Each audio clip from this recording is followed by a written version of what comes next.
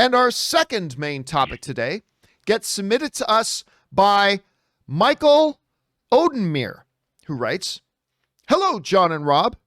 I heard you talking the other day about streaming services and their mounting cost. My wife was saying we should just pick our 2 favorite or 3 favorite services and stick with those.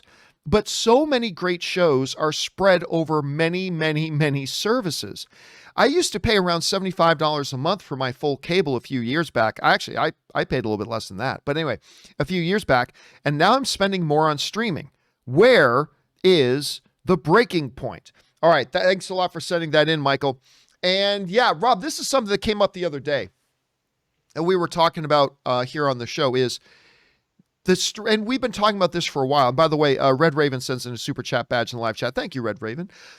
This brings up an interesting thing we've been talking about. Over the last year or so, more and more of us have kind of been observing and commenting on, we are starting to spend more and more on streaming services. Rob, I remember when streaming services first came out, like when I first cut the cord about, 8 years ago or more is when I cut the cord initially. I haven't been a cable subscriber for like 8 years.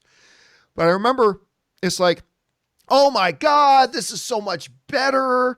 I mean, yeah, I'm missing out on a few things at the time, especially. I'm missing out on a few things, but streaming is the way of the future instead of cable, and it's going to be so much cheaper. And I remember at the time, Rob, there were a bunch of tech pundits who were like, well, yeah, this is great, but make no mistake about it. At some point, this new model is going to be more expensive than the model we have. And a bunch of us cable cutters like me were like, you guys are just being salty. No, well, it's going to be so much cheaper and we're going to get so much better content. It's going to be so great. And it's going to save us all kinds of money. And it's going to be absolutely fantastic. Well, guess what? Turns out those people were right. Turns out they were right. It is going to end up, and we have now crossed the threshold, Rob. We have now crossed that threshold where it is now more expensive to stream stuff, depending on how much you get, than it was to do cable. And here's where it really gets complicated. Michael brings up a really good point in his question, where he says, my wife wants us just to pick 2 or 3 of our favorite services. But the problem is, Rob, so much good content is scattered across a lot of services. Let's jump into the Campea classroom here for a second, shall we, everybody? All right, we're going to jump in here for just a minute. Let's look at this. Let's look at this for just a moment. Okay. Netflix, right? I mean, we could go on and on all day about the different shows that Netflix has, but Netflix right now about $14 a month. And by the way, Toodly Dundee sends in a super chat badge. Thank you, man. You get shows like The Crown, The Witcher, Stranger Things, on and on and on. Netflix, tons of good stuff, $14 a month. And by the way, that price continues to go up. Yep. It's something to keep in mind. Or Disney Plus, which just went up another $1, and it's going to go up more. But Disney Plus, shows like Mandalorian, WandaVision, Falcon and Winter Soldier's coming, all that kind of stuff. Beautiful. All right. You got Amazon. I pay annually for Amazon Prime just because I get a lot of Amazon stuff delivered, but I get Amazon Prime. But you can pay $13 a month. You got shows like Marvelous Mrs. Maisel, which is one of the best shows on TV, by the way. The Boys, which is also one of the best shows on TV. The Expanse, which is also one of the best shows on TV. You want to watch any of those shows? You got to have Amazon. By the way, Lord of the Rings is coming. You want to watch any of those shows, you got to have Amazon. What about Hulu? I love Hulu. Let's pay another $12. You want to watch one of the hottest shows on TV, one of the most award-garnering shows on TV, Handmaid's Tale, which is awesome, by the way. I know Handmaid's Tale doesn't look like a show that would appeal to a lot of us who really like our genre stuff. Handmaid's Tale is awesome. Anyway, yeah. Handmaid's Tale, Devs, Runaways. You want to watch shows like that, not to mention all the effects stuff coming? You got to have Hulu. Well, then you come to HBO Max. Well, maybe we can skip out on HBO Max. Well, wait a minute. You want to watch Watchmen? You want to watch Raised by Wolves? You want to watch Barry? You want to watch tons of other of the greatest shows out there? You got to have HBO Max. Well, then Paramount Plus. Who wants Paramount Plus? Well, wait a minute. They got all the Star Trek stuff. They also just announced that Halo series, Rob, that everybody's been talking about forever. It's just been moved over to Paramount Plus. Not to mention, they just announced Avatar Studios for Avatar The Last Airbender. They're going to have a bunch of new series and Avatar movies and all that kind of stuff coming in there. You want that stuff? You got to have Paramount Plus. That's another $10. Well, what about the joke? Peacock. I hate that name. God, I hate that name. But guess what? You want to watch, you live in America, you want to watch The Office now? You want to watch Parks and Rec? My wife has been going out of her mind. That was the thing that finally made us subscribe to us, because she wants to watch Saved by the Bell. So it is what it is. But you know what? I hate the damn name. I've probably been watching more Peacock lately than any other streaming services, because I love watching Parks and Rec and The Office so much. And they've got a bunch of originals coming too. Well, that's another $10. What about Apple TV Plus? A service that I didn't pay much attention to, but oh my God, Ted Lasso? That show's amazing. Morning Show is fantastic. For All Mankind is fantastic. You want to watch those shows? You got to have Apple TV Plus. Right now, it's only $5, which is great. Right. But don't hold your breath. What about other, like, you're getting into more niche stuff like Showtime? Well, some of the greatest shows of the past 15 years, Rob. You're talking about shows like Shameless and Billions, and I love Ray Donovan. And there's many others. So there's Showtime. There's another $11. Well, what about Stars? Who cares about Stars? Well, everybody's talking American Gods, Outlander, whole bunch of other original. You want to watch that? You got to pay another $9 a month. The point is, even just for these series, that's $107 a month just for these services, Rob. And here's the thing. This is where it gets a little bit scary. You might think, okay, $107 a month. I mean, that isn't as bad as maybe it could be, but there's something to keep in mind. There's two things to keep in mind. One isn't as important, but one is this. I hit the caps lock. The proliferation of new streaming services is just starting. The proliferation of new streaming services is just starting. There are going to be more coming. We already know of 3 or 4 others that are in the works right now.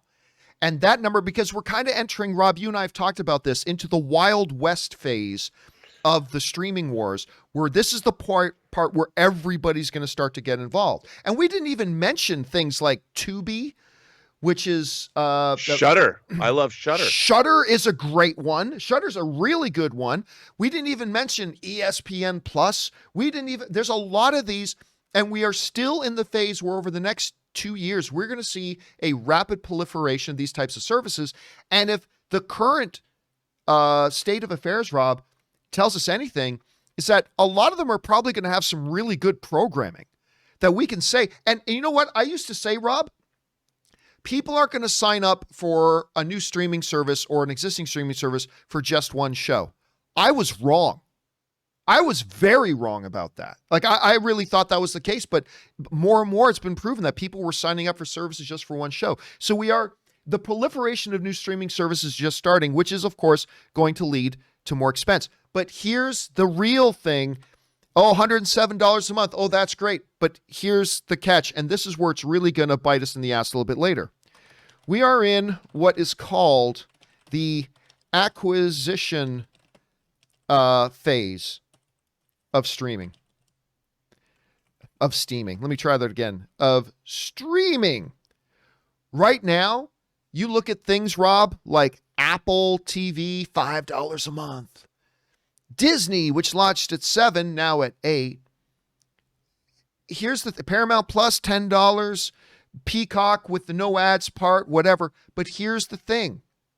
This is what is known as the acquisition phase, which is where they come in with a shift in the whole paradigm of things. So these companies come in with pricing to get you on board, to get you and me on board. And it's great. And I love it.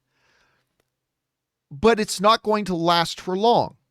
Soon, they will move out of the acquisition phase where they competitively price themselves so low to get everybody into their ecosphere.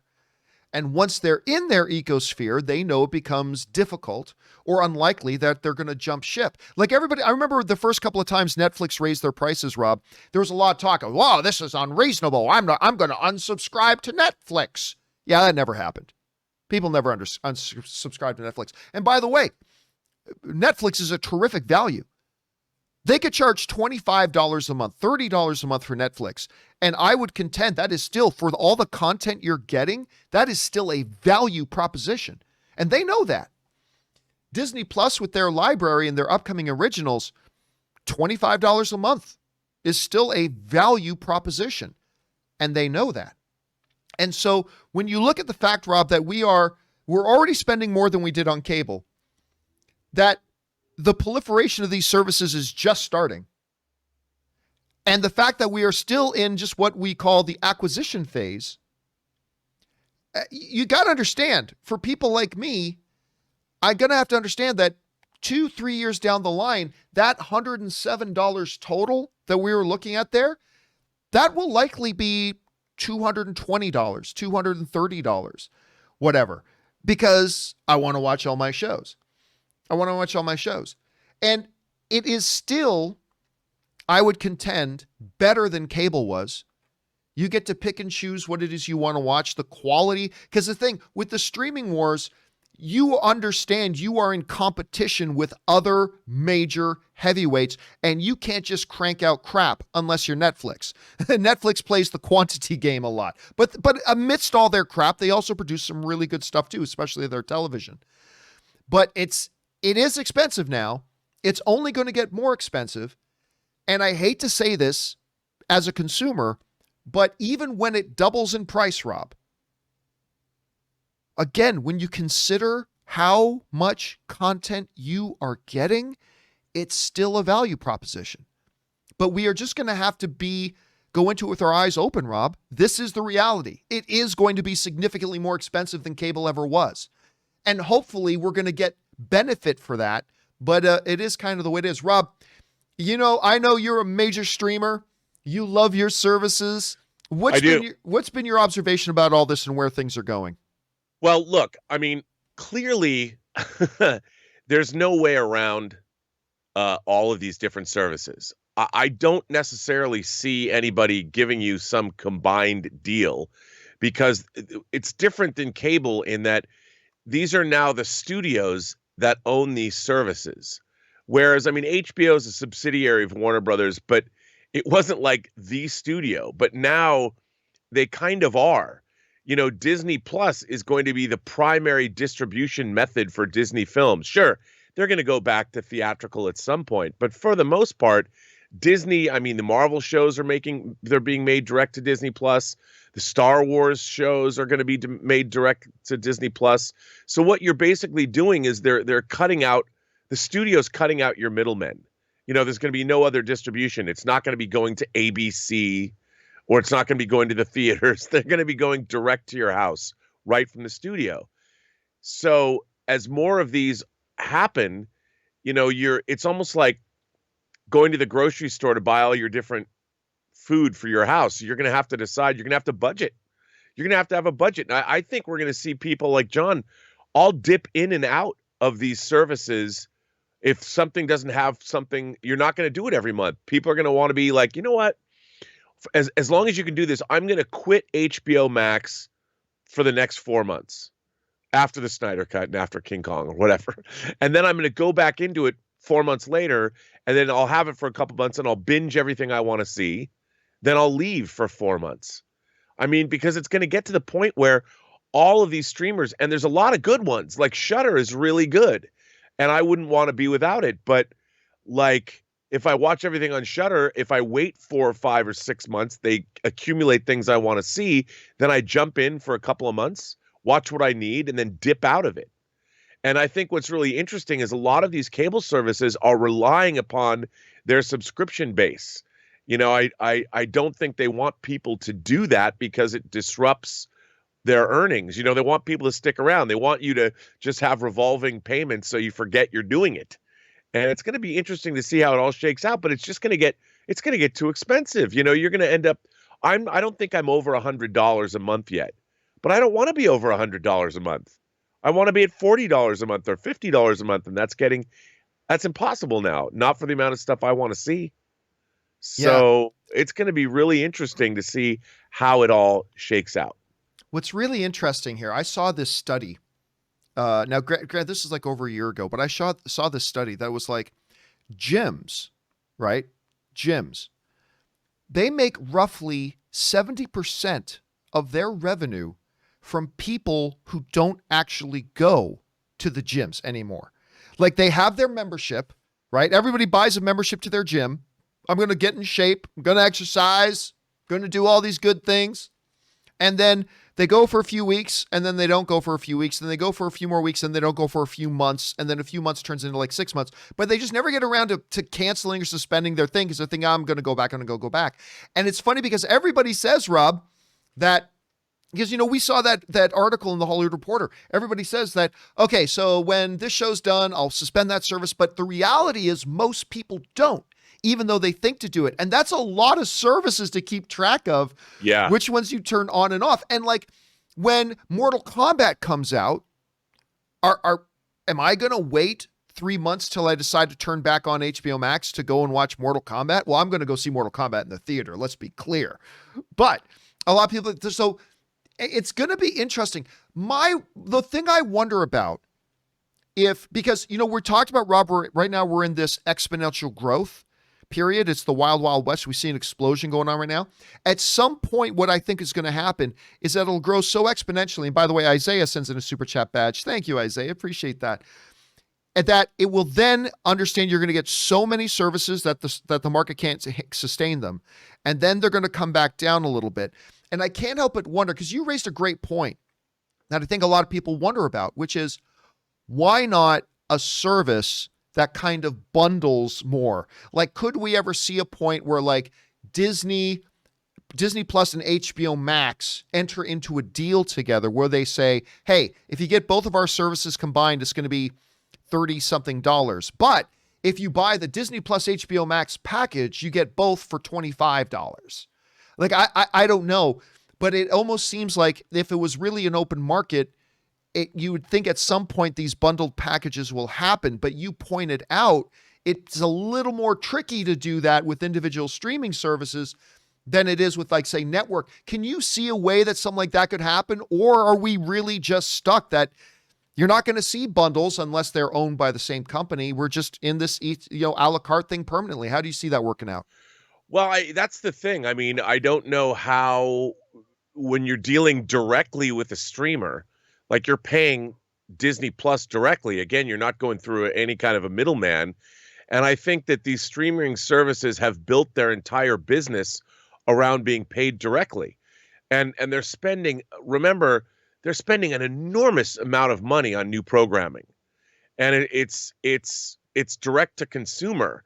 And I think that is a whole new business model, and they rely upon taking in a certain amount of money every month to justify what they're spending on productions. So bundling up things is, what are you going to have, a third party that's going to come in and take a chunk of that money? I don't think that's ever going to happen. I think that they're going to want to keep this model. It's a new model. I think in a way, the same way that I believe Fork